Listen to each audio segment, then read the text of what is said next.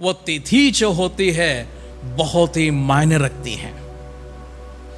और उसी दिन उसको इस संसार में जब उसे ले आया गया था, उससे लाने के बाद उसको एक नाम दिया जाता है। उस नाम में सब कुछ समा हुआ है।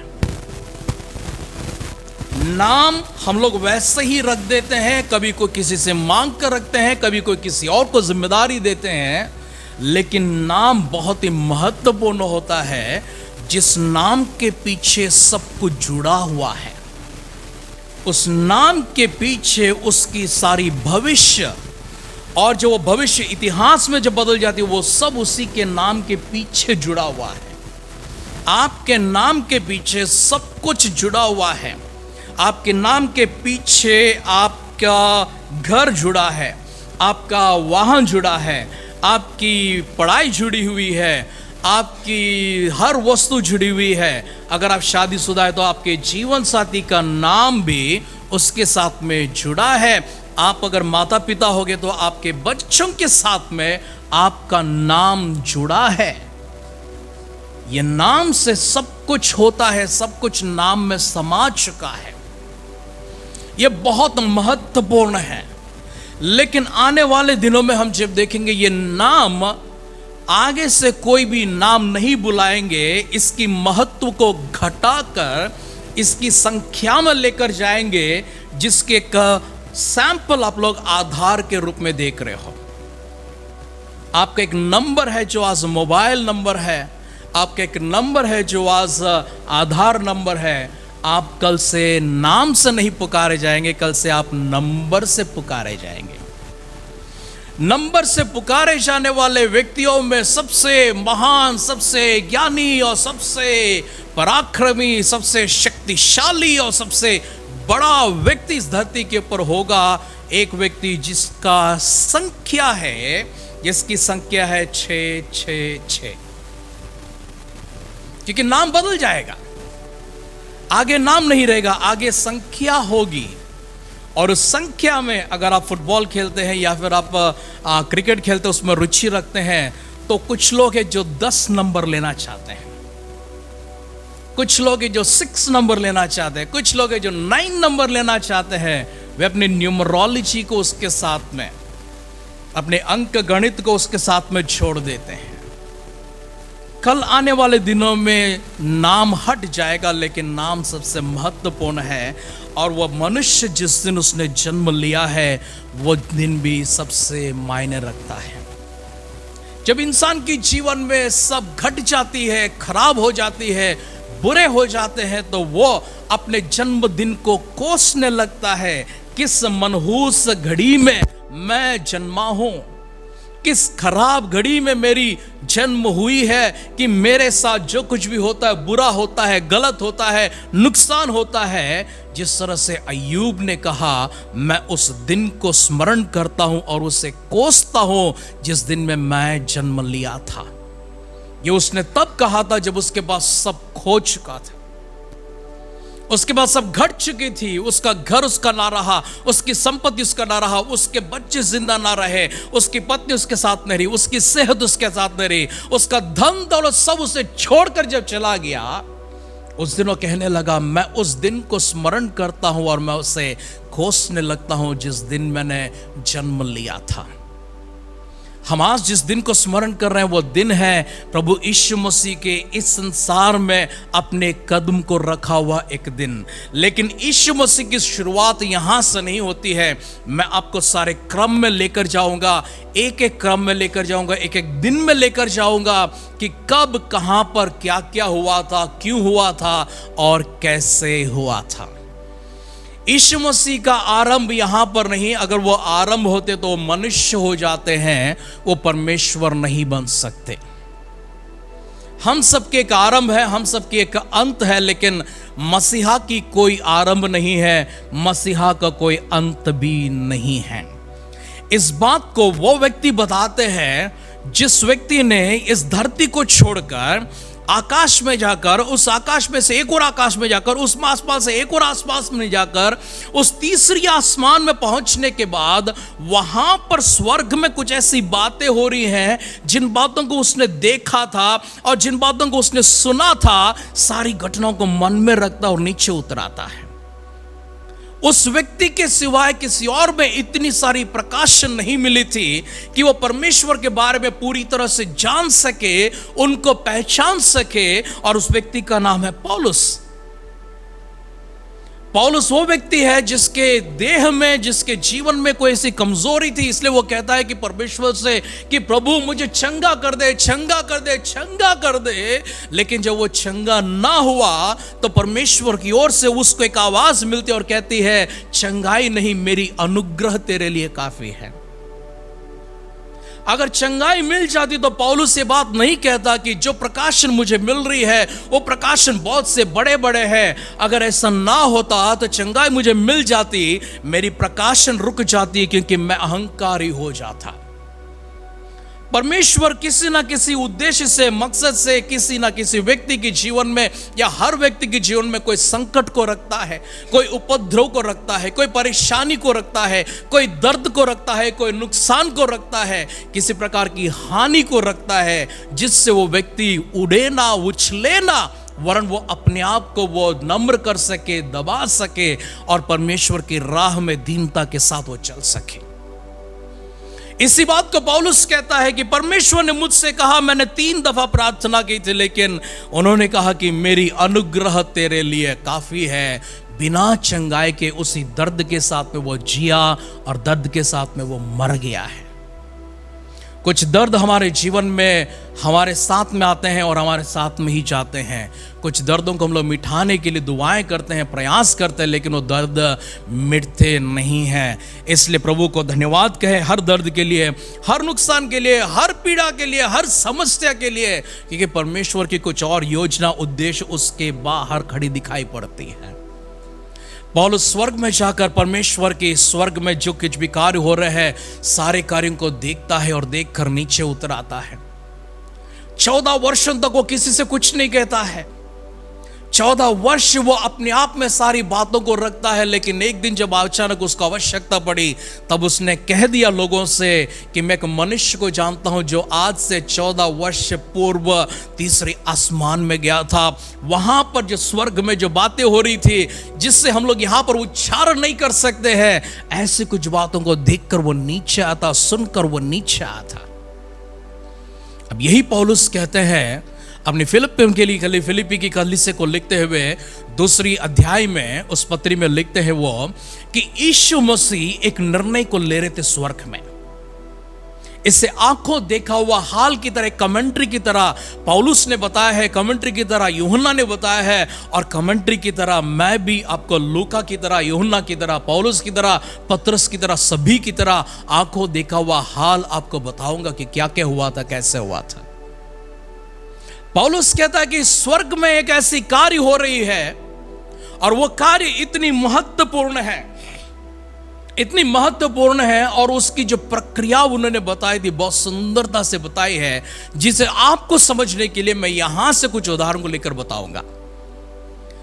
हमारे इस धरती पर, हमारे इस देश में, हम इस देश के नागरिक हैं, हम अपने राज्य के नागरिक हैं, तो हमारे नाम पर जो दस्तावेज बनाया, इसलिए मैंने कहा नाम बहुत महत्वपूर्ण है।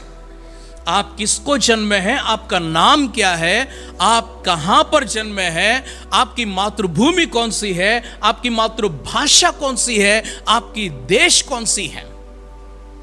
आप हर जगह पर, हर एप्लीकेशन में इन बातों को लिखते हैं। अपनी स्वदेश के बारे में लिखते हैं, स्वराज्य के बारे में लिखते हैं, अपने माता पिता के बारे में और मातृत्व के बारे में, मातृभाषा के बारे में लिखते हैं।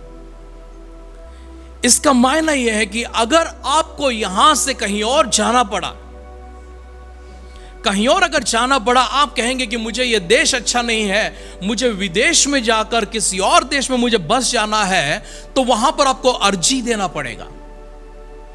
वहां पर अर्जी देकर कहना पड़ेगा मैं फलाना व्यक्ति, फलाना माता पिता का बच्चा, फलाना देश से, फलाना राज्य से इतने सालों से वहां पर था, मेरी ये है ये है ये है, सब देने के बाद कहता है कि मुझे यहां पर रहने की, यहां का नागरिक बनने की इजाजत दी जाए। तब वे कहते हैं कि आपको जब इजाजत मिल जाएगी, अपना देश का जो दस्तावेज है उसे रद्द करना पड़ेगा। आप भारत के नागरिक हैं, इसको आपको रद्द करना पड़ेगा। जब आप रद्द कर लेंगे वहां पर आपको मिल जाएगा। आप यहां के वहां के नागरिक दोनों जगहों के नहीं रह सकते हैं।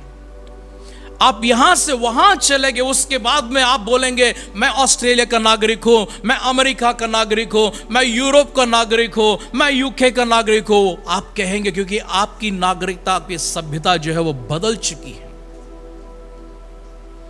परमेश्वर के स्थान पर यीशु मसीह स्वर्ग में रहकर धरती के ऊपर एक आरंभ को मनुष्य के रूप में वो नहीं कर सकते हैं। इसलिए यीशु मसीह को वहां पर अपने सारे डॉक्यूमेंट्स को क्लोज करना पड़ता है, अपने सारे अधिकारों को छोड़ना पड़ता है, अपने सारे हकों को छोड़ना पड़ता है, अपना सारा स्थान को भी छोड़ना पड़ता है। इसलिए पौलुस लिखता है कि वो यीशु मसीह ने चाहा कि वह परमेश्वर होकर, परमेश्वर के बराबर रहकर, परमेश्वर के उस स्थान में वो बैठने की अपनी इच्छा को व्यक्त नहीं किया। प्रभु यीशु मसीह नहीं चाहते थे कि उनको कोई प्रभु पुकारे। प्रभु यीशु मसीह नहीं चाहते थे कि उनको कोई परमेश्वर पुकारे। जब धरती पर आए थे, उनको लोगों ने एक बड़ई के नाम से पुकारा। ये मरियम का बेटा है, ये तो यूसुफ का बेटा है, इसका नाम तो यीशु है, ये तो नासरत का रहने वाला है। और कुछ लोग जब आगे बढ़ते गए, यीशु मसीह जो लोगों को शिक्षा देते गए हैं, उस समय लोग उनको गुरु कहने लगे, टीचर बुलाने लगे। लेकिन प्रभु किसी ने नहीं बुलाया था। क्यों प्रभु नहीं बुलाया? क्योंकि यीशु मसीह वो जगह छोड़कर नीचे पाए हैं। इसी बात को हमने गीत में भी गाया था कि यीशु मसीह वहां से उस स्थान को छोड़कर यहां पर आए हैं, हम सबके खातिर आए हैं वो। तो यीशु मसीह वहां पर अपनी स्थान को छोड़ते हैं, परमेश्वर के समान, परमेश्वर के तुल्य न होने की अपनी इच्छा को प्रकट करते हैं। मनुष्य का रूप धारण करने के लिए, मनुष्य बनने के लिए, मनुष्यों का दास बनने के लिए जब इच्छा प्रकट करते हैं, सारे स्वर्ग में खुशी मनाई गई थी। यह सब कुछ स्वर्ग में सभी के आंखों के सामने हो रहा है। कोई काम रहस्य में नहीं है। मैं आगे बता दी जाऊंगा, परमेश्वर किसी भी कार्य को रहस्य में नहीं करते हैं। हाँ, अगर रहस्य में किसी बात को करते हैं तो वो दाऊद की तरह कहते हैं कि परमेश्वर आप रहस्य में मुझे मेरे मां के गर्भ में रचता हुआ मैंने देखा है, वो रहस्य नहीं रहा। अभी पहले तो कहता है कि रहस्य में आप उस जगह पर मुझे मेरी रचना कर रहे थे, लेकिन जब मैंने उसे देखा, क्या ही वो अनोखा था, क्या ही वो महान था, लेकिन भयानक भी था। परमेश्वर के हर क्रिया को देखते हैं, आरंभ से लेकर अब तक सब कुछ परमेश्वर बताकर ही करते हैं, बिना बताए कुछ भी नहीं करते हैं। मैं फिर से इस बात पर दबाव देता हूं कि परमेश्वर बिना बताए कभी भी कोई भी काम नहीं करते हैं। तो स्वर्ग में जो घटना घट रही है अभी, यीशु मसीह को वहां पर अपने आप को शून्य करना। आपने शब्द को पढ़ा होगा, ही एम्प्टीड हिमसेल्फ। प्रभु यीशु मसीह ने अपने आप को शून्य कर दिया। शून्य कर दिया, इसके अंदर अभी कुछ नहीं है। शून्य में से अगर कुछ है तो माइनस है, जो उधार लेना पड़ता है, जो आगे का है उसका उधार लेना पड़ता है, माइनस में जाना पड़ता है। शून्य होकर प्रभु यीशु मसीह मनुष्य बने, माइनस होकर मनुष्य का दास बना, माइनस में चला गया।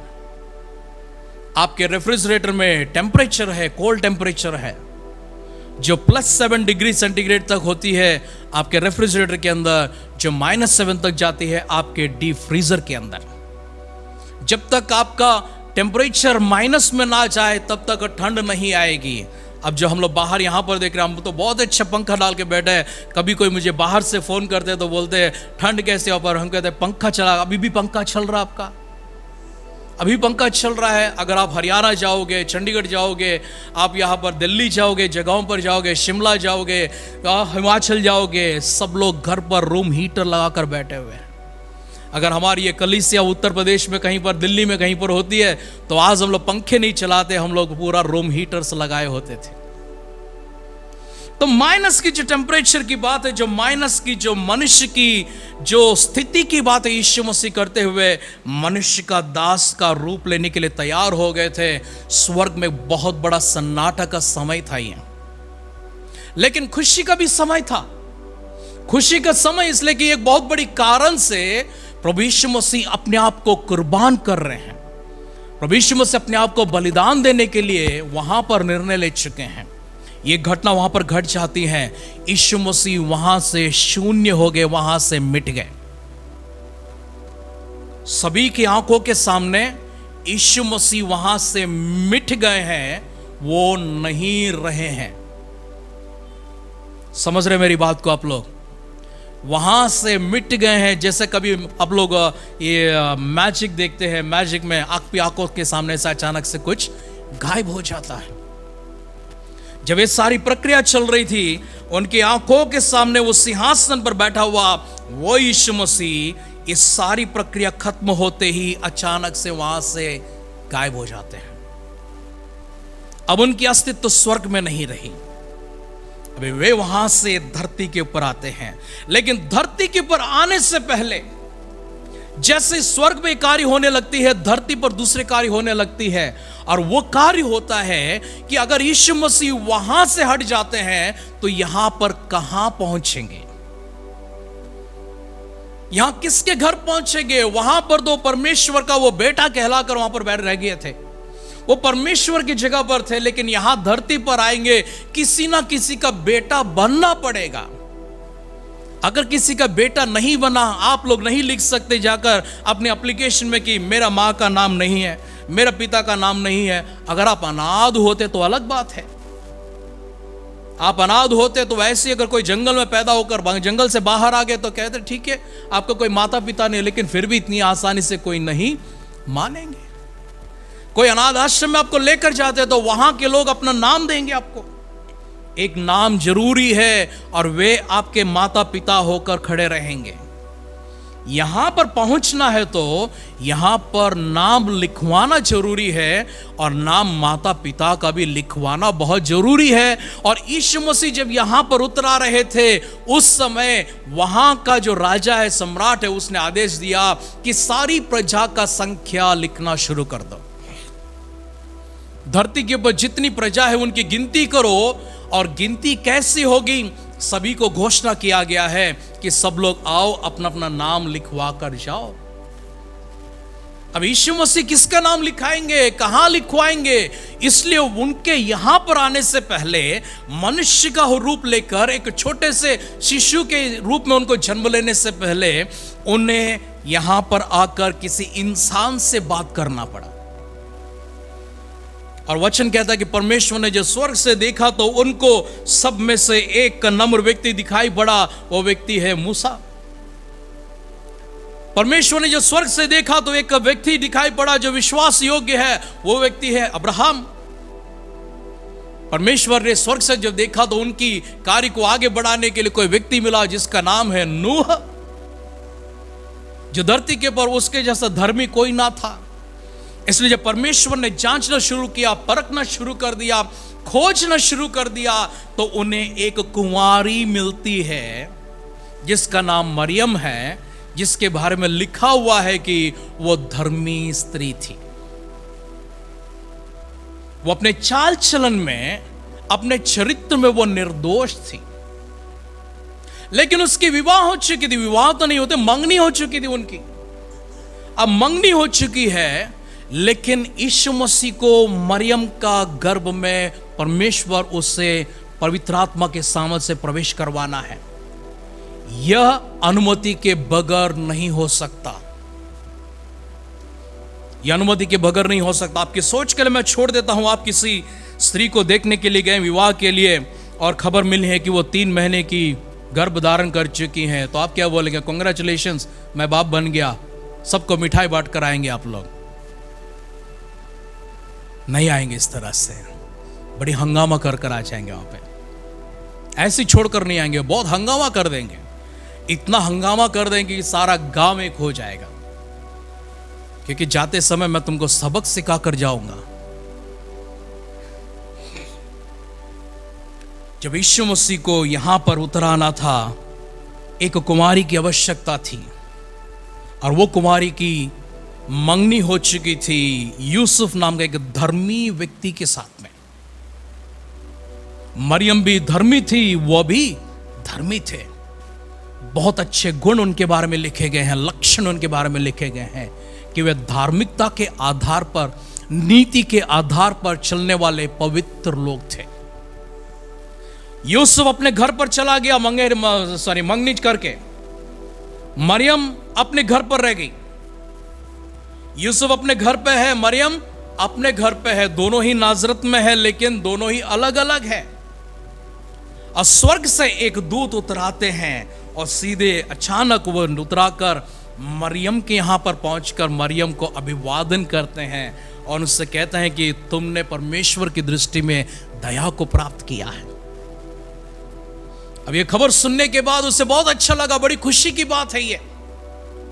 लेकिन परमेश्वर ने मुझे एक बहुत बड़ी जिम्मेदारी से भेजा है तेरे पास, और वो जिम्मेदारी ये है कि परमेश्वर चाहते हैं कि जग का जो उद्धारक है, जो उद्धार करता है यीशु मसीह, उनको तुम्हारे गर्भ से इस संसार में लेकर आना है। संकट में पड़ चुकी थी मरियम, कहने के लिए तो कम से कम यूसुफ वहां पर नहीं थे। अगर आज होते तो हम लोग वीडियो कॉल कर देते, देखो गैब्रियल उतर आया है, स्वर्ग से नीचे उतर आया है, देखो तुम ही बात कर लो जो बात करने का है। लेकिन उस समय वो ना था। अब मरियम को मनाना बहुत मुश्किल बात थी। मरियम को मनाने के लिए गैब्रियल ने कहानी बताया, कहानी ने घटना बताया था जो गैब्रियल इससे पहले वो यहूदा देश में जाकर आया था। यहूदा के पहाड़ी इलाकों में, अर्थात यरूशलेम के पास जाकर, ये तो मरियम तो बेथलेहम के करीब में है जिसे नासरत कहते हैं। बेथलेहम और यरूशलेम पास पास रहते हैं, लेकिन नासरत थोड़ा सा दूर है, करीब 96 माइल्स की दूरी है। 96 माइल्स की दूरी है नासरत से लेकर बेथलेहम के बीच में। इतनी लंबी यात्रा उन्होंने तय किया था। अब गैब्रियल नीचे उतरा कर मरियम से जब बात करते हैं, मरियम को यह बताते हैं कि तुम्हारी जो रिश्तेदार है एलिशिबा, उसने भी गर्भ धारण किया है, अभी उसका 6वां महीना चल रहा है। अब एलिशिबा का गर्भ धारण के विषय में मरियम को इसलिए बताते हैं क्योंकि मरियम को विश्वास दिलाना चाहते हैं कि यह कार्य जगत में किसी रूप से नहीं हो रही है, परमेश्वर की ओर से हो रही है और बहुत महान काम होने वाली है। और इसलिए वो कहता है कि एलिशिबा को मनाना या फिर एलिशिबा के पति को जकरिया को मनाना भी इतना सरल नहीं था, इतना आसान नहीं था। मैं तुम्हारे पास आने से पहले मुझे जकरिया के पास जाना पड़ा, और जकरिया उस समय मंदिर में था। मंदिर वो जगह है जहां पर परमेश्वर की उपासना करते हैं, मंदिर वो जगह जहां पर परमेश्वर की आराधना करते हैं, मंदिर वो जगह है जहां पर जकरिया याजक होकर धूप जलाने के लिए गया था। और मंदिर भी ऐसी होती है कि यहां पर ये अति पवित्र स्थान है, इस स्थान के यहां बाहर एक पर्दा लगा हुआ है। इस पर्दे के इस तरफ क्या हो रही है किसी को खबर नहीं है, लेकिन केवल महायाजक ही इस जगह पर जा सकता है, और महायाजक जाकर यहां पर धूप चलाना है। उनके सिवा कोई भी नहीं जा सकते। इस पर्दे के इस तरफ यहां पर याजक बैठे हुए हैं, उन्हें कुछ दिखाई नहीं पड़ता है, लेकिन अंदर कुछ हो रहा उसकी आवाज सुनाई पड़ती है। याजकों के पीछे पुरुष लोग बैठे, यहूदी लोग बैठे हैं, उन्हें बिल्कुल ही खबर नहीं होती है। उन याजकों पुरुषों के पीछे स्त्रियां और बच्चे बैठे हुए हैं, उन्हें बिल्कुल खबर नहीं है। उनके पीछे परदेसी लोग बैठे हुए हैं और गुलाम लोग बैठे हुए, नौकर सेवक लोग बैठे हुए हैं, उनको तो बिल्कुल किसी बात का खबर नहीं है। जकरिया अभी पवित्र स्थल में इस वेदी के पास परमेश्वर के मंदिर में है, वो परमेश्वर का धूप जलाने के लिए गया, लेकिन बहुत देर हो गया, बाहर नहीं आ रहा था। बाहर सब लोग खड़े होकर प्रार्थनाएं कर रहे थे। जब याजक अंदर जाकर धूप जलाने लगा, सारी प्रजा मिलकर प्रार्थनाएं कर रही थी। यह कलीसिया का सबसे बड़ा गुण है, इसे आप लोग सीखना बहुत ही आवश्यक है। याजक जब यहां पर अपना याजक धर्म का पालन करते हैं, सारी कलीसिया एक होकर, एक मन होकर, एक चित्त होकर, एक आत्मा में, एक आवाज में होकर प्रार्थनाएं करना है। यहां जकरिया भीतर है, लेकिन बाहर सब मिलकर प्रार्थना कर रहे थे। विलंब हो रही थी, जकरिया बाहर नहीं आ रहे थे। किसी को समझ नहीं आ रहा कि अंदर क्या हो रहा है, क्योंकि अंदर अचानक से जिब्राइल स्वर्ग से नीचे उतर आता है। वो स्वर्ग से नीचे उतर आकर इस वेदी के दाहिने ओर आकर खड़ा हो जाता है। एक बार सोच कर देखे, आप कमरे में अकेले हैं और अचानक से कोई अज्ञात व्यक्ति आ गया, कोई अनजान सा व्यक्ति आ गया, जिसका चेहरा आपने कभी नहीं देखा, जिसका रूप आपने कभी नहीं देखा, जिसके बारे में कभी आपने सुना भी नहीं है। वो व्यक्ति सीधे आकर आपके सामने खड़े हो जाएंगे, आपको तो दिल का दौरा पड़ जाएगा। अब जकरिया की हालत उसी तरह से है। जिब्राइल वहां पर आते हैं, वे आकर उनके दाहिने ओर खड़े होकर उनसे कहते हैं, हे जकरिया, तेरी प्रार्थना सुन ली गई है। अब उसे समझ में नहीं आ रहा कौन सी प्रार्थना सुनी गई है, क्योंकि कितने ही वर्षों से प्रार्थना कर रहा था। परमेश्वर की यहां पर तेरी प्रार्थना पहुंच चुकी है, उसका उत्तर लेकर मैं आया हूं। जकरिया उससे सवाल करता है, कैसी प्रार्थना, किस प्रार्थना का उत्तर? उत्तर में वो कहता है कि तेरी पत्नी एलिशिबा गर्भवती होगी और वह एक बच्चे को जन्म देगी। जकरिया ने कहा, क्या यह संभव है? क्या यह संभव है? मैं विश्वास नहीं करता, क्योंकि मैं उस स्थिति से आगे निकल चुका हूं, मेरी पत्नी भी उस स्थिति से आगे निकल चुकी है, हम दोनों बूढ़े हो चुके हैं। स्वाभाविक रूप से, सहज रूप से यह तो संभव नहीं है। हम अपने अंतिम पलों को गिन रहे हैं और आप अभी आकर कहते हैं कि आप मां बाप बनने वाले हो। इस बात का जब विश्वास नहीं किया, सहज मनुष्य की तरह जिब्राइल को गुस्सा आया। सहज मनुष्य की तरह जिब्राइल को गुस्सा कर, क्योंकि तूने इस बात का विश्वास नहीं किया, इसलिए मैं तुझसे कहता हूं कि जब तक यह संभव ना हो, तू अपनी आंखों से इसे ना देखे, अपने कानों से इसे न सुने, और जब तक वो बच्चे का नाम ना रखा जाए तब तक तो गूंगा रहेगा। ये तो बहुत बड़ी पनिशमेंट, ये तो श्राप जैसी बात है।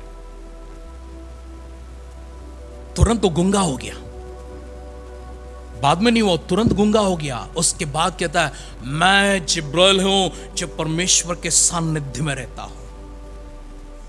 मेरे बात को तूने अंगीकार नहीं किया, मेरे बात को तूने अस्वीकार किया है, अविश्वास तूने जताया है, इसका कारण, इसका दंड तुझे गूंगा बन जाएगा। तो कब तक? लगभग 9 महीने। अगर वो प्रक्रिया तुरंत शुरू हो गई, 9 महीने। लेकिन जकरिया कुछ दिन वहां पर रहने के बाद, अपने याजक धर्म को निभाने के बाद, अपना ड्यूटी खत्म करने के बाद, क्योंकि यहूदियों के उनके जो मंदिर है, उस मंदिर में याजक का धर्म निभाने के लिए सभी को मौका दिया जाए, इसलिए सभी को चिट्ठी डालकर, उन्हें पर्ची निकालकर उन्हें उनका नाम निकाला जाता। उनसे कहते कि 1 महीने तुम काम करो, 1 महीने तुम काम किया करो, सुबह तुम करो, शाम को तुम करो, दोपहर को तुम करो। वैसा सभी लेवियों को, सभी याजकों को जगह देने के लिए उन्होंने इस पद्धति को रखा था। यह पद्धति दाऊद ने शुरू किया था, सुलेमान इसके आगे बढ़ाया था। उसके बाद हम देखते हैं जरुब्बाबेल ने फिर से जब मंदिर को बनाई थी, एजरा के आने के बाद यही पद्धति फिर से आगे बढ़ने लगती है। और इसी क्रम में जाते हुए जकरिया वहां पर परमेश्वर के उस मंदिर में, पवित्र स्थल में खड़े होकर धूप जलाते हुए याजक का धर्म जब निभाने लगते हैं, जिब्राइल से कहता है कि अब से तू गूंगा हो जाएगा। और वो गूंगा हो गया, बाहर आया, किसी को कुछ समझ में नहीं आ रहा। वो इशारा करते हुए वो वहां पर अपना गुजारा करता है। उसके बाद जब अपने काम तमाम का समाप्त कर लेता है, वो अपना घर लौट जाता है। घर लौट जाने के बाद परमेश्वर की इसी प्रतिज्ञा के आधार पर एलिशिबा ने गर्भ धारण किया है। लेकिन एक अच्छी बात इसमें, इस जकरिया के गूंगेपन में एक अच्छी बात यह है कि उसने एक नई भाषा सीख ली है, जो इशारों की भाषा है। हर बुराई के पीछे कोई अच्छाई भी होती है। सभी लोग बाबेल को मनुष्य की तरह देखते हैं, आप क्या बोलते हैं उसे, बुराई की तरह देखते हैं, खराब की तरह देखते हैं। मैं कहता हूं बाबेल वो समय था, बाबेल वो जगह था जहां पर भलाई उत्पन्न हुई है। इधर खराब उत्पन्न नहीं हुआ है। खराब जब चल रही थी, परमेश्वर ने खराबी को रोक दिया था। उस खराबी के पीछे परमेश्वर ने एक भलाई को लेकर आया है, और उस भलाई का नाम है कि भाषाएं। लोगों की भाषा बदल गई है, लोगों की बोली बदल चुकी है। कोई तमिल बोलने लगा, कोई तेलुगु बोलने लगा, कोई कन्नड़ा बोलने लगा, मलयालम बोलने लगा, कोई हिंदी, पंजाबी, गुजराती, बंगाली, कोई चाइनीज, कोई वो, कोई ये। देश के, सारे विश्व के इतने सारी जो भाषाएं हैं वहां पर उत्पन्न हुए हैं। इसे आप इस तरह से देख सकते हैं, एक जो हीरा होता है, डायमंड जो होता है, डायमंड अगर आपके हाथ से नीचे गिर जाए, वो टुकड़े टुकड़े हो जाए, हर टुकड़ा में डायमंड दिखाई पड़ेगा। ये हीरे की खासियत है। और जितने भी टुकड़े क्यों ना हो जाए, हर टुकड़ा वो हीरा ही दिख रहा है। बाबेल में जो गड़बड़ी हो चुकी थी, वो गड़बड़ी नहीं थी, परंतु परमेश्वर ने नई भाषाओं का आविष्कार किया है।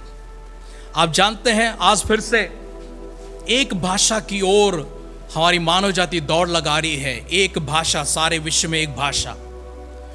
एक भाषा जिस दिन आ गई, फिर से बाबेल की स्थिति आ जाएगी और परमेश्वर सब कुछ तबाह कर देंगे। उसके बाद भलाई यह है कि अनेकों भाषाएं, हजारों भाषाएं हमारे धरती पर हो, हजारों राज्य हो, सैकड़ों देश हो, शतकों देश हो, और इन देशों में हर कोई अपना अपना बोली बोलते रहे, अपना अपना जीवन जीते रहे। अगर सब एक हो गया, फिर से नुकसान, बर्बादी वापस आ जाएगी। इसलिए एक होने के लिए कभी कोई कामना न करना। एक करेंसी, एक देश, एक राज्य, एक राजा, एक भाषा, एक एक एक ये विनाश की ओर, पतन की ओर लेकर जाती है। जिस पतन से परमेश्वर ने हमें बचाए रखा है, उस दिन मनुष्य चाह रहा था कि वो आसमान में, ऊंचाई में, ऊंचाई में, ऊंचाई में जाओ। स्वर्ग नहीं जा रहा था। आपको लगता होगा वो स्वर्ग जा रहा है तो परमेश्वर ने स्वर्ग जाने से रोक दिया। स्वर्ग नहीं जा रहा था, वो ऊंचे इमारतों को बनाकर ऊपर ऊपर जा रहा था। परमेश्वर ने कहा इतना विशाल संसार है, आजादी के साथ में जाकर जियो, सब लोग फैल जाओ, ऐसा ऊपर नहीं। अगर वो गड़बड़ी उस दिन ना होती तो ऐसे दूसरी एक और गुम्मट बन जाती, फिर एक और स्काईस्क्रेपर, अभी जो इमारतें बन रही वो सब बन जाती है। इमारतें परमेश्वर की योजना में नहीं है। परमेश्वर की योजना में, उत्पत्ति की किताब 2 अध्याय में है कि धरती को भर दो, फलो फूल और सारे पृथ्वी को तुम भर दो। पृथ्वी को भरना है, लेकिन ये लोग ऊपर जा रहे हैं। पृथ्वी कब भरेगी? फैलने से पृथ्वी बन जाती है। परमेश्वर के आदेश के विरोध में, उनके क्रिया के विरोध में, उनकी आज्ञा के विरोध में, उनकी योजना, उनके उद्देश्य के विरोध में जब चल रही है, तब परमेश्वर ने गड़बड़ी को लेकर आया, और उस गड़बड़ी में हजारों भाषाएं पैदा हो गई थी।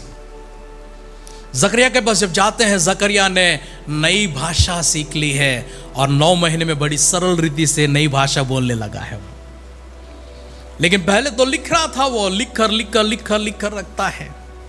मरियम को समझाने के लिए जिब्राइल कहते हैं इस बात को, और जैसी मरियम ने इन बातों को सुना था, मरियम जैसे सुनती है, सुनकर यहां से दौड़कर चली जाती है।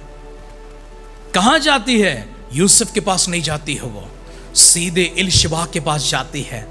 एलिशबा के पास जाकर उसको मिलती है, उससे जब अभिवादन करती है, दोनों जब नमस्कार एक दूसरे को करते हैं, दोनों ने जब मुलाकात की और बात करना शुरू कर दिया, तो दोनों के भीतर जो बच्चे हैं, एक प्रभु यीशु मसीह उद्धार करता है, और दूसरा उद्धार करता यीशु मसीह की राह को बनाने के लिए उनसे पहले भेजा गया यूहन्ना बपतिस्मा है।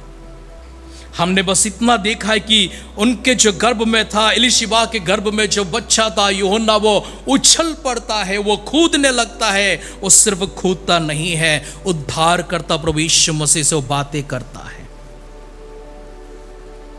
ये परमेश्वर की गूढ़ बातें हैं जिन्हें हमें समझना है। दोनों माता एक दूसरे से बात करने लगी।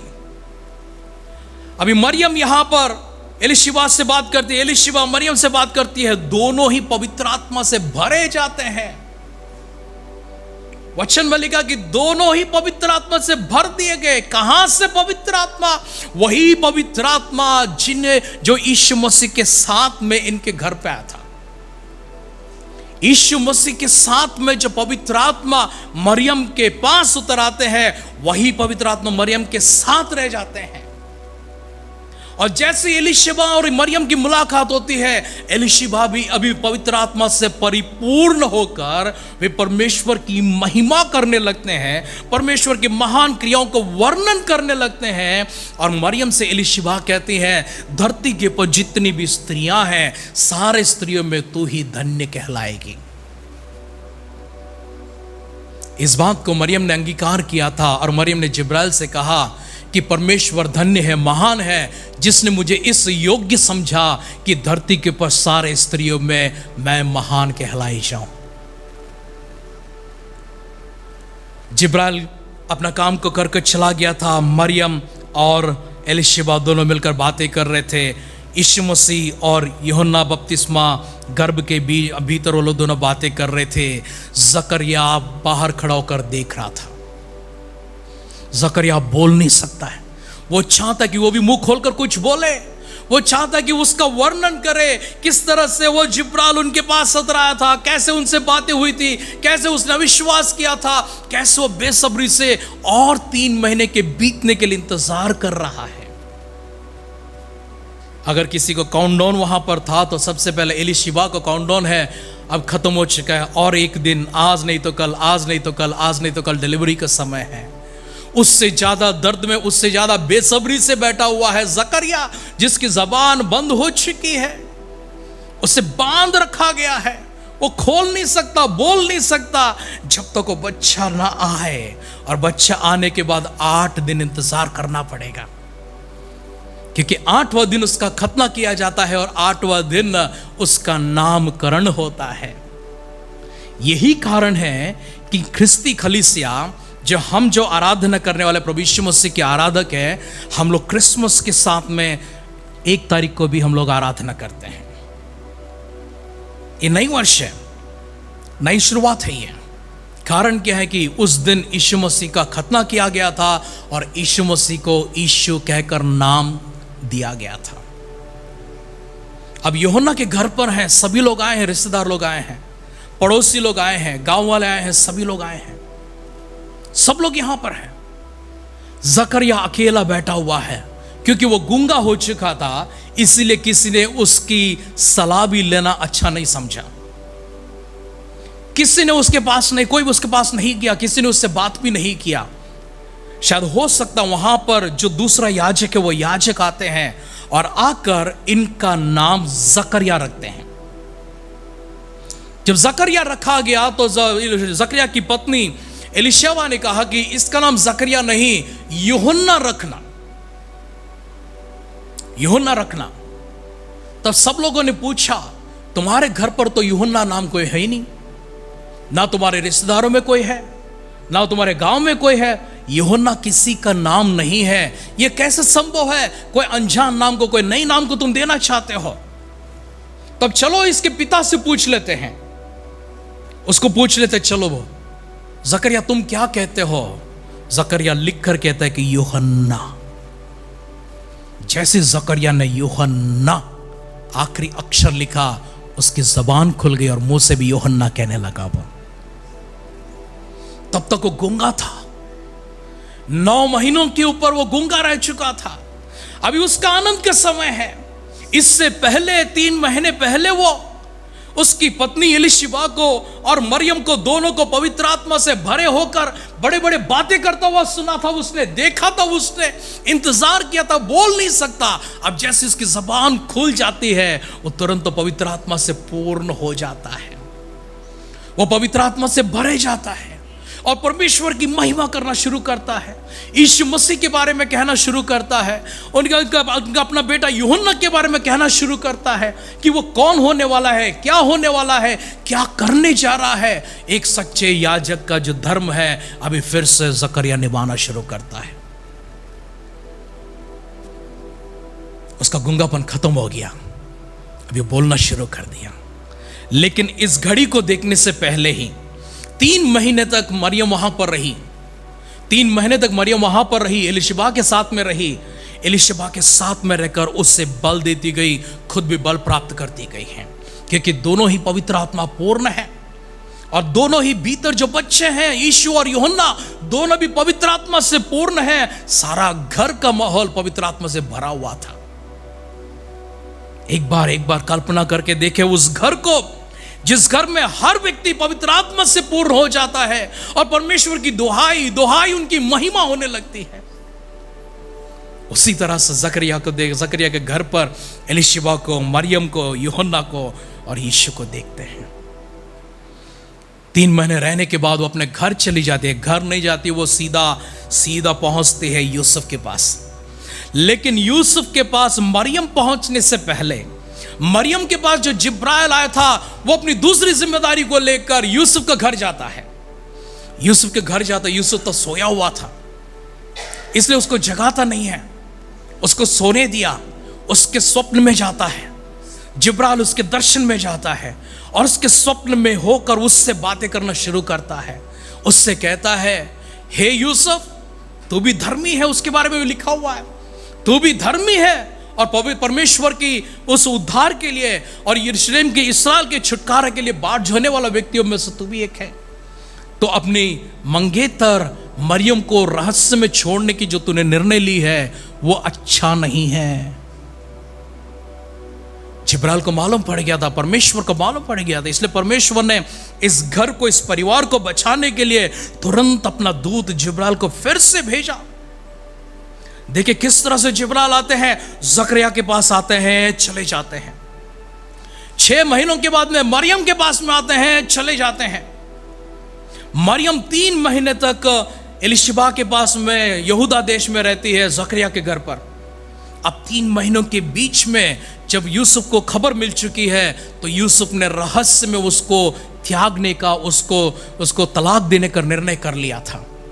जब अपने मन में सोच ही रहा था, विचार कर रहा था, हो सकता है अगला दिन सारे बड़े लोगों को बुलाकर वो निर्णय कर दे, वो ऐलान कर दे कि मैं उससे शादी को तोड़ रहा हूं। और उस समय देखते हैं परमेश्वर जिब्राइल को भेजते हैं। परमेश्वर कोई कार्य समय से पहले, समय के बाहर नहीं करते हैं, सारे काम समय के भीतर ही करते हैं और बहुत अच्छी तरह से करते हैं। जिब्राइल यूसुफ के पास जाकर यूसुफ से कहने लगता है, जो मरियम के घर में जो बच्चा है, जो शिशु है, वो कोई साधारण मनुष्य नहीं है, वो कोई इंसान नहीं है, वो परमेश्वर होकर इंसान का रूप लिया हुआ उद्धार करता यीशु है। वो जब बच्चा हो जाएगा, उसका जब नाम रखना पड़ेगा, उस समय तो उसका नाम यीशु रखना। यह नाम स्वर्ग से निर्णय होकर नीचे आता है। जकरिया से कहा गया कि तेरा जो बेटा होगा उसका नाम तू नहीं रखेगा, यह नाम स्वर्ग से तय होकर नीचे उतरा, उसका नाम यूहन्ना है। परमेश्वर ने यहां पर जकरिया के विषय, यूहन्ना के विषय में और यीशु के विषय में नाम को पहले निर्णय कर दिया था और यूसुफ को बताया कि जो बच्चा होगा, जो शिशु होगा, उस शिशु का नाम तुम यीशु रखना, यीशु रखना। अब यूसुफ ने अपना मन परिवर्तित कर लिया है। यूसुफ के भीतर जितना भी गुस्सा था, नफरत था, दर्द था, वेदना, पीड़ा या फिर इसे अपमान कह लीजिए, सबसे बड़ी बात है अपमान। अब वो चाहता कि अपमान से, इस पीड़ा से हमेशा के लिए मुक्ति को प्राप्त करे। एक बार तलाक दे दिया तो खत्म हो जाएगा, लेकिन उम्र भर के लिए इस अपमान को लेकर चलना पड़ेगा। जिब्राइल ने उसको समझाया, जो तू यहां पर प्याला पीने वाला है, जिस तरह यीशु मसीह कहते हैं, जो प्याला मैं पीने वाला हूं वो बहुत ही कठोर है, वो कोई पी नहीं सकता। हे पिता, तेरी इच्छा होगी तो इस कटोरे को मेरे पास से हटा दे, परंतु मेरी इच्छा नहीं, तेरी ही इच्छा पूरी हो। वैसा यूसुफ को कहा जाता और यूसुफ उस प्याले को पीने के लिए सिद्ध हो जाता है। उस अपमान को झेलने के लिए, उस अपमान को सहन करने के लिए, अपमान को अपने ऊपर लाने के लिए और अपमान के साथ में चलते हुए, लेकिन अपनी पत्नी मरियम का साथ देकर, और परमेश्वर जो उद्धार करते यीशु मसीह उसके गर्भ में रूप लेने वाले हैं, रूप ले चुके हैं, उस यीशु मसीह का साथ देकर उनकी अंतिम दिन तक साथ देने का उसने निर्णय कर लिया था। अब वो मन बदल लेता है, मरियम से मिलना चाहता, लेकिन मरियम वहां पर नहीं थी। 3 महीने बाद मरियम वापस लौट आती है, यहूदा से नासरत को लौट आती है। नासरत में रह जाते हैं लगभग 8 महीने या 9 महीने जो चलने लगता है। उस समय खबर आती है कि राजा की ओर से एक आदेश निकल पड़ती है। आदेश यह है कि हर कोई अपने अपने स्वग्राम चले जाओ, हर कोई अपने अपने स्वग्राम चले जाओ और स्वग्राम में जाकर अपना अपना नाम लिखवा लेना।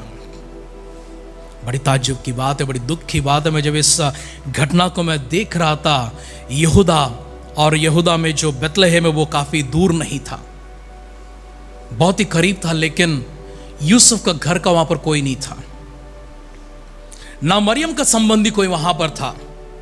हो सकता है इस घटना के बाद सभी ने उनको त्याग दिया है। जैसे उन्हें मालूम पड़ा कि मरियम गर्भ धारण कर चुकी है, सारे रिश्ते कट हो गए हैं। यूसुफ के साथ में कोई नहीं है, मरियम के साथ में कोई नहीं है। सराय में जाते हैं, वो बड़ी मुश्किल से पहुंचते वहां पर, बड़ी मुश्किल से पहुंचते हैं, और पहुंचने के समय उसके बाद में उनके प्रसव के दिन पूरे हो जाते हैं, और वो बच्चे को जन्म देने के लिए उसका जब समय आ जाता है, वहां पर सराय में जगह नहीं था, सराय में जगह नहीं था। शिशु का जन्म हो जाता है। क्यों नहीं था? क्योंकि उस समय सब लोग अपने अपने गांव की ओर आगे बढ़ रहे थे। कोई अपने गांव से आ रहे थे, कोई अपने गांव को आ रहे थे, अपना नाम लिखवा रहे थे और वापस जा रहे थे। कोई अपने देश में से कोई यात्रा में जा रहे थे, कोई व्यापार में जा रहे थे, कोई किसी काम में जा रहे थे, लेकिन आते जाते लोगों से सारा सराय भर चुका था। ये सराय वो जगह है जो वास्तव में उन दिनों में, प्राचीन काल में, कुछ बुजुर्ग महिला और स्त्री या फिर दंपति हो सकते हो, कुछ बुजुर्ग लोग अपने घर में जो एक और कमरा होता है, एक और जगह होता है थोड़ा सा, वो जगह किसी और को देने के लिए इच्छा प्रकट करते हैं, और साथ में वो उनको भोजन भी खिलाने के लिए मन को रखते हैं। और सराय अक्सर होती है कि वो आने वालों को अतिथि के रूप में उनका सत्कार करके उनको भोजन खिला के भेज देते हैं। और जो यहाँ पर अतिथि को प्राप्त करते हैं, वे लोग अपने मन से जो देते उसको ले लेते हैं और ना कुछ मांगते नहीं थे। उसके बाद वो सराय छोटी व्यापारशाला में बदल गई है, और वही व्यापारशाला आज बोर्डिंग, लॉजिंग और होटल के रूप में 5 स्टार, 7 स्टार, ये स्टार होटल्स के रूप में बदल चुके हैं। लेकिन ये होटल्स की शुरुआत सराय से होती है। और सराय में जब जगह नहीं थी वहां, तो मरियम को कहीं और रखना पड़ा। लेकिन यीशु का जब जन्म होता है, इनका जब डिलीवरी हो जाता है, उस समय शायद किसी ने तरस खाकर, मानवता दिखाकर उनको जगह दिया था। उसके बाद उनको लाकर चरनी में रखा जाता है। वो चरनी में, वो तबेला में एक जगह है, वो जो एक टब के जैसा होता है। उस टब में पशुओं के लिए खाना रखा जाता है, दूसरे टब में पशुओं के लिए पानी रखा जाता है। अब यीशु मसीह के पास तो इतनी, उनके माता पिता के पास भी ऐसा कुछ ना था कि उनको सीधा उठा के झूले में डाल दे। अगर आप हमारे भारत की संस्कृति को देखते हैं, जन्म होते कुछ लोग इतनी मिठाई बांट देते हैं, इतनी खुशियां मनाते हैं, डोल बजाना भी शुरू कर देते बहुत से लोग था। और कुछ लोग तो उसका नामकरण का दिन बहुत ही बड़ा जश्न को मना देते हैं। और उसके बाद जब उसको क्या कहते हैं, उसे झूले में जब डालते हैं, अब फिर से बहुत बड़ा कार्य होने लगता है, बड़ी सी समारोह होने लगती है, बहुत से रिश्तेदार आने लगते हैं, जो जिसके पास जितना है उतना वो दिखाना शुरू कर देता है। अब यहां पर ऐसा कुछ ना था। एक बार कल्पना करके देखे, कितने दिन तक वे लोग पैसा भर पाएंगे यहां पर, कितने दिन तक? क्योंकि 40 दिन मरियम को यहां पर रहना है। 40 दिन क्यों रहना है? क्योंकि लेवियों की पुस्तक में और निर्गमन की पुस्तक में ऐसी विधि लिखी गई है, जिसमें ऐसा कहा गया कि अगर कोई स्त्री किसी लड़के को जन्म देती है, तो 7 दिन वह अपने ऋतुक्रम के अनुसार अशुद्ध ठहरेगी, और कोई पवित्र स्थान में नहीं जाएगी, कोई पवित्र वस्तु को न छुएगी। उसके बाद में सहज रीति से 33 दिन और, जो कुल मिलाकर 40 दिन होते हैं। अगर उसने लड़की को जन्म दिया तो 14 दिन और वहां पर 66 दिन, पूरा मिलाकर 80 दिन हो जाते, डबल हो जाते हैं। तो क्योंकि यहां पर यीशु मसीह पुरुष हैं, लड़के हैं, इसलिए उनको 40 दिन इंतजार करना पड़ा। और 7वां दिन खत्म होकर 8वां दिन जब आने लगता है, तब जाकर इनका खतना किया जाता है और इनका नामकरण वहां पर होता है। इस नामकरण के बाद 40वां दिन को खत्म होने के बाद 40वां दिन इनको मंदिर में ले जाते हैं। और मंदिर में ले जाने के बाद वहां पर शिमोन नाम का एक व्यक्ति मिलता है। शिमोन नाम का व्यक्ति वो यीशु मसीह को अपने बाहों में लेता है और कहता है कि प्रभु, मैंने बहुत इंतजार कर लिया है। इससे भी मैं इस तरह से परमेश्वर से जब प्रार्थना कर इसकी ज्ञान के लिए मैं जब देख रहा था, प्रभु यीशु मसीह ने इनसे कहा था कि मेरे आने तक इंतजार करना और मेरे आने के बाद मेरा गवाह होकर तुम यहां पर उसके बाद ही जाना। इसलिए कहते हैं, प्रभु मेरी आंखें आज धन्य हो गई हैं क्योंकि मैंने इस्राएल को उद्धार को देख लिया है, मैंने मेरा प्रभु उद्धारकर्ता को देख लिया। अभी मुझे शांति से जाने के लिए, विदा होने के लिए अनुमति दे दे। उसके बाद एक और भविष्यद्वक्तनी अन्ना वहां पर आती है और वो भी प्रभु की महिमा करते हुए प्रभु यीशु मसीह के बारे में और इस्राएल को उद्धार कैसे होना उसके बारे में वो कहने लगती हैं। लेकिन इन बीच में क्या होता है, जब यीशु मसीह का जन्म हो जाता है, सराय में उस चरनी में ले जाकर उनको रखा जाता है। उत्सव मनाने के लिए कोई नहीं थे, लड्डू बांटने के लिए कोई नहीं थे, पेड़ा बांटने के लिए कोई ना था, वहां पर जश्न करने के लिए कोई ना था, मरियम और यूसुफ की खुशी में शामिल होने के लिए कोई उनका अपना नहीं थे, कोई उनके अपने नहीं थे। इसलिए परमेश्वर को फिर से दखल देना पड़ा, परमेश्वर को फिर से धक्कल देना पड़ा। मैंने पिछले सप्ताह भी मैंने आपसे कहा था कि शिमोन नाम का एक व्यक्ति जब यीशु मसीह को अपने घर पर भोजन के लिए बुलाता है, फरीसियों को बुलाता है, सदुकियों को बुलाता है, याजकों को बुलाता है, सभी को बुलाता है, सबको स्वागत करता है, सम्मानित करता है, उनके पाँवों को धोता है, उनको चुम्बन देता है, उनके सिर को तेल से मलता है, तौलिया देता है, लेकिन यीशु मसीह को नहीं किया था। एकमात्र यीशु मसीह जिसको उसने नहीं किया ये काम। सभी को अच्छा अच्छा जगह दे दिया बैठने के लिए, जिसको लेबल लगाया गया कि ये पापी है, ये बुरा इंसान है, ये खराब इंसान है, ये चुंगी लेने वाला है, ये हुए वो है, उनके बीच में रखा गया था। और वहां पर खड़े होकर कुछ लोग उनके चेलों से पूछने लगे, तुम्हारे गुरु वहां पर क्यों बैठता उनके बीच में? तो वहां पर इतनी बड़ी अपमान के बीच में परमेश्वर ने जब देखा मेरा पुत्र का इतना अपमान हो रहा है, तब उसने एक पापिनी स्त्री को भेजा। एक पापनी स्त्री, वो सीधे दौड़ आती है। ये बहुत ही भयानक सा चीज है, ये अपने जान को जोखिम में डालते हुए ले आती है वो, क्योंकि पुरुषों के बीच में स्त्री को उन दिनों में प्रवेश करना असंभव सी बात है। बिना अनुमति के किसी और के घर पर जब यहां पर भोज हो रही हो, उत्सव हो रही हो, और इतने सारे अतिथियों के बीच में इतना अपमान के साथ में सीधे वो आकर प्रभु यीशु मसीह के पैरों के पास जब गिर जाती है, यहां पर सम्मानित सारे अतिथि कहने लगते हैं, अगर ये भविष्यद्वक्ता होता तो मालूम पड़ता इसे ये कैसी स्त्री है। क्योंकि ये भविष्यद्वक्ता नहीं, इसलिए इसे खबर नहीं है कि एक पापनी स्त्री है ये। सॉरी, अगर ये भविष्यद्वक्ता होता तो जान लेता अपने में कि ये पापिनी स्त्री है। तब शिमोन आता है जो मेजबान है, जिसने यीशु मसीह को बुलाया था, जिसने सारे अतिथियों को बुलाया था। वो घर का मुखिया आकर कहता है कि तू जानता है कौन है ये स्त्री, इसे भेज दे यहां से।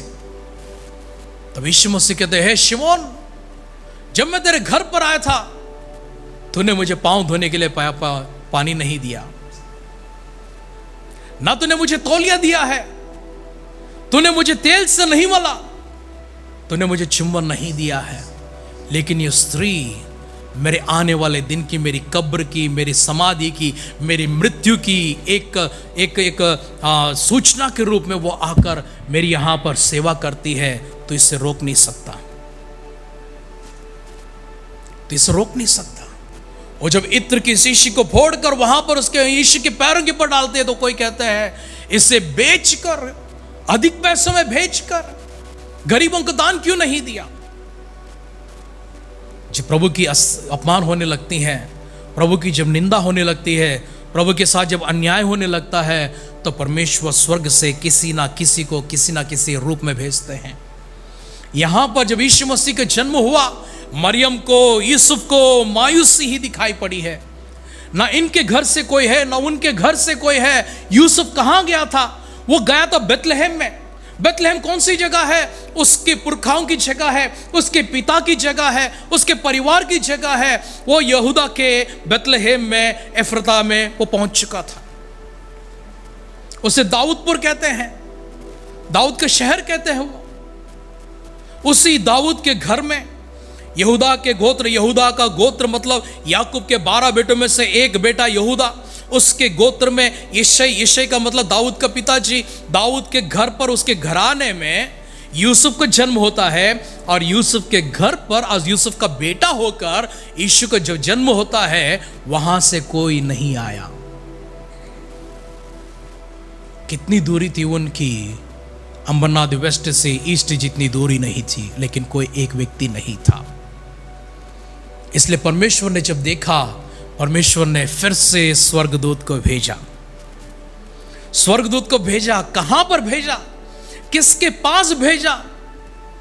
वो किसी मैदान में, उसी जगह पर, उसी प्रांत में, उसी इलाके में, किसी मैदान में अपने भेड़ों की देखभाल करते हुए रात भर रखवाली करने वाले चरवाहों के पास में भेजा। और वे चरवाहे के पास जाकर उनसे कहते हैं कि हम स्वर्गदूत हैं, क्या तुम्हें खबर नहीं है यहां पर उद्धारकर्ता का जन्म हो चुका है, यीशु मसीह का जन्म हो चुका है, सारे संसार के पापों को उठाकर ले जाने वाला मुक्तिदाता का जन्म हो चुका है, क्या तुम्हें खबर नहीं है? उन्होंने कहा हमें तो कोई खबर नहीं है। तब उनको बताया कि फलाना जगह पर जाओ, उस चरनी में जाओ, उस तबेले में, चरनी में जाओ, वहां पर तुमको कपड़े में लिपटा हुआ, क्योंकि उनके पास ब्लैंकेट नहीं थी, कपड़ों में लिपटा हुआ, चरनी में रखा हुआ एक शिशु को तुम देखोगे, यही तुम्हें चिन्ह है, तुम जाओ वहां पर। उनसे बताया, बताने के बाद उनसे कहते हैं ये बड़ा आनंद का समय है। जब ये आनंद का समय कहते हैं, अचानक से एक बड़ी रोशनी उनके चारों ओर फैल जाती है। उन चरवाहों के चारों ओर बहुत बड़ी रोशनी, इतनी प्रकाशमान तेज आ जाते हैं कि वे घबरा गए थे। और इतनी बड़ी रोशनी में सैकड़ों स्वर्गदूत उतर आते हैं। एक नहीं, दो नहीं, तीन नहीं, सैकड़ों स्वर्गदूत। जब यीशु मसीह जाते तो भीड़ इकट्ठी होती थी, वैसे भीड़ में स्वर्गदूत उतर आते हैं। सबके सब ऐसे आसमानों में खड़े हैं, कोई नीचे नहीं उतरा, सब हवा में है, परमेश्वर की महिमा करते हुए, परमेश्वर की आराधना करते हुए, यीशु मसीह का स्वागत करते हुए। जब वे सब लोग आनंद मना लगे, तब ये सारे चरवाहे भी मिलकर उनके साथ में आनंद मनाने लगे। ये मैं इस तरह से कहता हूं क्योंकि परमेश्वर की जो कार्य है, कार्यशैली जिस तरह से होती है, विधि जिस तरह से है, उस विधि में पवित्र आत्मा का यहां पर प्रवेश होकर जकरिया के समय से लेकर, मेलिशिबा के गर्भ धारण के समय से लेकर, यीशु मसीह के मरियम के गर्भ में धारण होने के समय से लेकर, पवित्र आत्मा अपने कार्य को यहां पर आरंभ करते हैं। इससे पहले भी थे, लेकिन प्रत्यक्ष रूप से अपने कार्यों को आगे बढ़ाकर जब लेकर जाते हैं, तब दूतों की जो काम होती है वो कम होने लगती है, घटने लगती है। जैसे पवित्र आत्मा अपनी जिम्मेदारी को ले लेते हैं, स्वर्गदूतों की जिम्मेदारी खत्म हो जाती है, धीरे धीरे धीरे करके खत्म होती है। जिब्राइल को हमने अंतिम बार देखा है। सबसे पहले हमने जकरिया के पास देखा था, उसके बाद हमने मरियम के पास देखा है, उसके बाद हमने यूसुफ के पास देखा है, उसके बाद हमने अगर जिब्राइल को देखा है तो वह चरवाहों के बीच में देखा है, क्योंकि वे सारे स्वर्गदूतों के प्रधान थे।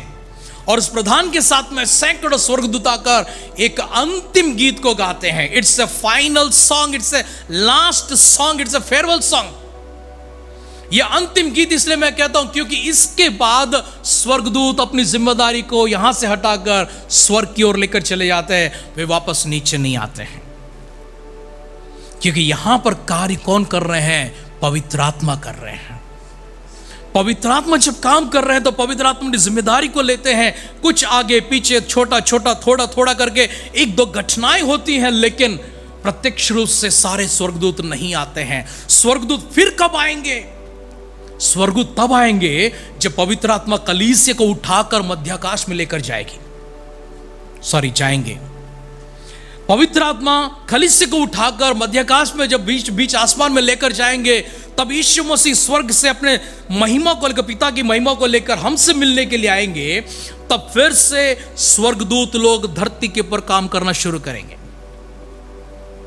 तब तक वे लोग काम नहीं करेंगे, कुछ रहस्य में काम करते हैं, क्योंकि बाकी सारे काम जो कुछ भी बयान करने की बात होती है, बयान करने के विषय, जो शिमोन के विषय में मैंने कहा था, पवित्र आत्मा ने उनको प्रकट किया है कि यीशु मसीह जिसकी तुम इंतजार कर रहे हो वो मंदिर में है, जाओ। दौड़कर वहां पर आते हैं। हम फिलिप्पुस को देखते हैं, पवित्र आत्मा उसे उठा कर लेकर जाता है। कहां पर? यरूशलेम के मार्ग में लेकर जाता है, उठा कर लेकर गया। हम एलिया को देखते हैं, वो एलिया परमेश्वर एलिया को उठा कर लेकर जाता है। कभी कोई एलिया को ढूंढने यहां पर आ जाता है, दिखता है, लेकिन उठकर चला जाता है, क्यों? परमेश्वर से उठा कर लेकर जाते हैं। वो दर्शन फिर से हम लोग पाने वाले हैं, उन क्रियाओं को हम लोग फिर से देखने वाले हैं। इसलिए वचन में लिखा हुआ है कि जो कोई उद्धार को प्राप्त कर उस परमेश्वर के राज्य में चला जाएगा, वो मनुष्यों की तरह नहीं रहेगा, वो स्वर्गदूतों की तरह रहेगा। हम महान प्रकाशमान स्थिति में बदलने जा रहे हैं। हम सब इसी प्रकार से पलक झपकने के अंदर यहां से वहां पर हम उड़ने वाले मन स्वर्गदूतों के रूप में बदलने जा रहे हैं। इसलिए वो जो अंतिम दिन थी, वो अंतिम भाग थी, वो अंतिम काम थी, वो सारे स्वर्गदूत एक साथ नीचे उतर आए। जितने लोगों ने इतने 4,500 सालों में काम किया है, वे सब लोग एक साथ उतर आकर एक साथ गीत गाते हैं और एक साथ सब लोग उठकर चले जाते हैं। पवित्र आत्मा अपना कार्य को आगे बढ़ाना शुरू करता है। जकरिया को हमने देखा है, पवित्र आत्मा से पूर्ण है। मरियम को देखा, पवित्र आत्मा से पूर्ण है। एलिशिबा को देखा, पवित्र आत्मा से पूर्ण है। यूहन्ना को देखा, पवित्र आत्मा से पूर्ण है। यीशु को देखा, पवित्र आत्मा से पूर्ण है। वो पवित्र आत्मा यहां से अपने सेवकाई को आगे बढ़ाते हैं और पवित्र आत्मा ही आगे सब कुछ करते हैं, जिनके बारे में आने वाले दिनों में हम लोग ध्यान करेंगे। लेकिन आज यहां पर इस घटना को यहाँ पर समाप्त करके प्रभु यीशु मसीह के जन्म के इस संदर्भ तक में लेकर आकर जिन बातों को हम लोग फिलिपियों की पत्री 2 अध्याय से देखते हैं, यूहन्ना की सुसमाचार 1 अध्याय में वो कहते हैं कि आदि में परमेश्वर थे, आदि में वचन था, वचन परमेश्वर था, वचन परमेश्वर के पास था, वचन देहधारी होकर आए हैं। यूहन्ना 1 अध्याय के रूप में देखते हैं। हम मत्ती का सुसमाचार 1 अध्याय 2 अध्याय से और लूका का सुसमाचार 1 अध्याय 2 अध्याय से जितनी बातों को अभी तक सुना है, उन सबको वहाँ से सुना है। आप घर जाकर फिर से एक बार पढ़ लीजिए। मैंने जितनी बातें आपसे कही वो सब आपको फिर से याद आ जाएंगे। मैं आशा करता हूँ कि ये दृश्य आप कभी नहीं भूलेंगे इससे, और मैं चाहता हूँ कि सभी लोग इस नज़ारे को प्राप्त करें कि सच में हुआ क्या था वहाँ पर। उद्धार का जो कार्य था बहुत महान था। 2 महीने तक लगभग यूसुफ और मरियम वहीं पर रह जाते हैं। एक सराय में किराए देकर वहाँ पर भोजन खरीदना, वहाँ पर रहना, ये सरल सी बात नहीं थी। इसलिए वो सराय में वहाँ पर छोटी सी जगह पर उस तबेले में चले जाते हैं, उस चरनी में चले जाते हैं जहाँ पर ज़्यादा खर्च देने की ज़रूरत नहीं पड़ती है। अगर आप एक दिन के लिए कहीं पर जाते तो 5 स्टार होटल में गए, अगर आप 4-5 दिन के लिए गए तो 3 स्टार होटल में गए, अगर आप 1-2 महीने के लिए गए तो छोटा सा लॉज में जाते हैं। इसी प्रकार से वहां पर भी हुआ था। प्रभु यीशु मसीह का जन्म हो चुका है, सारा स्वर्ग मिलकर एक साथ आनंद को मनाए हैं। चरवाहों ने आनंद को मनाया। चरवाहों के पास आने के बाद चरवाहे जब मिलकर कहते हैं कि मरियम से, देखो हमको तो किसी ने नहीं बताया, हमको सिर्फ स्वर्ग परमेश्वर ने बताया, कोई मनुष्य ने हमको नहीं बताया, हमें किसने बताया? स्वर्गदूत आया है। और बताते उसके बाद में कि स्वर्गदूतों का वो नजारा कितना खूबसूरत था, परमेश्वर की महिमा, प्रकाश, तेज किस प्रकार से वो प्रकट हुई थी। सैकड़ों की संख्या में दूत जब वहां पर आए थे, सब लोग गाते हुए आनंद मना रहे थे। हम देखने के लिए आए हैं यहाँ पर। सब लोग दौड़ कर आते हैं, मरियम से मिलते हैं, यूसुफ से मिलते हैं। इन सारी बातों को सुनने के बाद चकित रह जाती है मरियम, आश्चर्य करने लगता है यूसुफ। शिमोन की बातों को सुनने के बाद आश्चर्य करने लगते हैं। भविष्यद्वक्तिनी अन्ना के शब्दों को सुनने के बाद वो आश्चर्य करने लगते हैं। कितनी धन्यता की जीवन है ये। एक बार सोच कर देखें, परमेश्वर स्वर्ग से मरियम की ओर अपनी दृष्टि को करते हैं, यूसुफ की ओर अपनी दृष्टि को रखते हैं, अपने स्वर्गदूत जिब्राइल को वहां से भेजते हैं। उतना ही नहीं, सैकड़ों दूतों को भेजते हैं। उनके साथ खुशी को मनाने के लिए चरवाहों को भेजते हैं, इनका स्वागत करने के लिए मंदिर में, इनका आह्वान करने के लिए मंदिर में, इनको आशीर्वाद देने के लिए, परमेश्वर को धन्य कहने के लिए परमेश्वर ने शिमोन को रखा है, परमेश्वर ने भविष्यद्वक्तनी अन्ना को रखा है। कितनी धन्यता की जीवन है। आपका जीवन भी, मेरा जीवन भी ऐसा धन्य होना चाहिए। हम केवल कहानी सुनने वाले नहीं, 25th को सेलिब्रेट करने वाले क्रिश्चियंस नहीं बनना चाहिए। वो महानता, वो पराक्रम परमेश्वर का, वो परमेश्वर का वो अनुभव, वो तेज, वो पवित्र आत्मा का भरपूरी, वो अभिषेक हम सबके ऊपर होना चाहिए। वचन जब सुनते हैं तो आपके भीतर आत्मा का प्रकाशन होना चाहिए। आप जहां कहीं भी रहे, एक बार मरियम को सोचे, एक बार एलिशिबा को सोचे, एक बार जकरिया को सोचे, एक बार यूसुफ को सोचे, एक बार बपतिस्मा यूहन्ना के बारे में सोचे, शिमोन के बारे में सोचे, भविष्यद्वक्तनी अन्ना के बारे में सोचे। कैसी धन्य जीवन उनकी है जो परमेश्वर उनको पहले से ही प्रकट होकर उनसे कहते हैं कि इस तरह का कार्य होने वाला है और मैंने तुम्हें जिम्मेदारी के लिए रखा है। पौलुस को देखे किस तरह से आत्मा में लीन हो जाता है वो, और आत्मा में होकर वो स्वर्ग में पहुंच जाता है, स्वर्ग की बातों को धरती के ऊपर लेकर आता है। यूहन्ना, प्रेरित यूहन्ना को देखे जिसने प्रकाशित वाक्य को लिखा है, पतमस की टापू पर वो सजा को प्राप्त करता है, लेकिन सजा को पाते समय वो प्रभु के दिन में जब वो आराधना करने लगा, वो आत्मा में हो जाता है और वो सीधा स्वर्ग में चला जाता है, अपने प्रभु यीशु मसीह के साथ में फिर से मुलाकात करता है। जो कुछ साल पहले यहां पर बिछड़ गए थे, यीशु मसीह देह रूप में होकर यहां पर सलीब पर अपने अंतिम क्रिया को, अंतिम कार्य को समाप्त करने के बाद इसी यूहन्ना की आंखों के सामने यीशु मसीह ने अपना प्राण को त्याग दिया था। सूली के ऊपर से यीशु मसीह यूहन्ना से बात करते, यूहन्ना मां का ख्याल रखना। यही यूहन्ना फिर से स्वर्ग में चला जाता है, अपने प्रभु के साथ मुलाकात करता है। हमारी जीवन स्वर्ग का जीवन है, हमारी मुलाकात स्वर्ग में परमेश्वर के साथ होना है। धरती के ऊपर हम लोग कैसे भी क्यों ना जिए, लेकिन एक धन्य जीवन, एक योग्य जीवन, जो जीवन हम लोग को स्वर्ग की ओर लेकर जाए, परमेश्वर की महिमा से हमको भर दे, ऐसा जीवन आपको और मेरा होना चाहिए। साधारण क्रिस्ती जीवन ना जीना। इसके आगे मैं कहता हूं, मैं आशा करता हूं, मेरी दुआएं हमेशा है कि आप सब पवित्र आत्मा से परिपूर्ण हो जाए।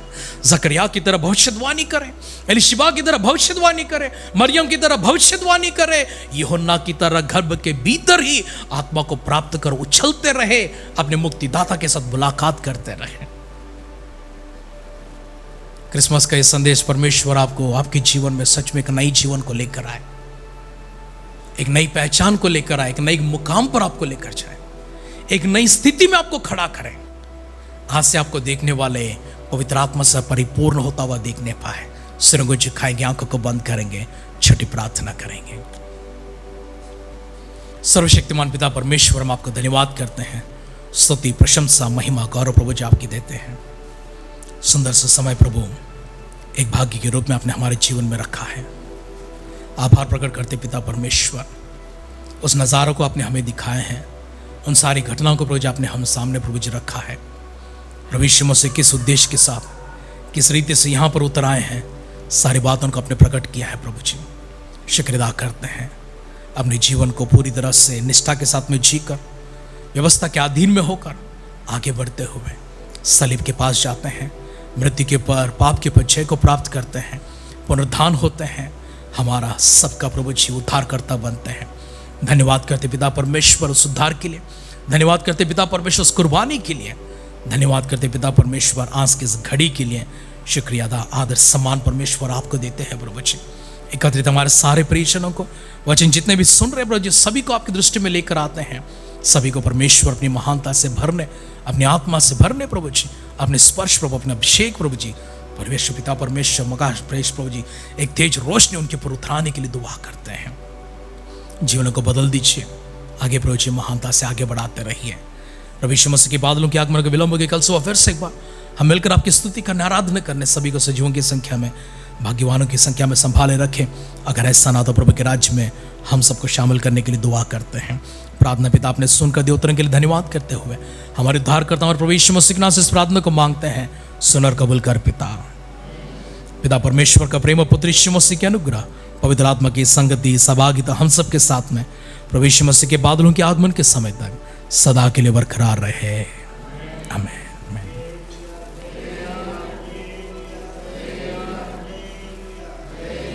Praise the Lord, God bless you all. सभी को जय मसीह की। Wish you all happy Christmas, merry Christmas. कल सुबह फिर से मिलेंगे 10 बजे का। God bless you all.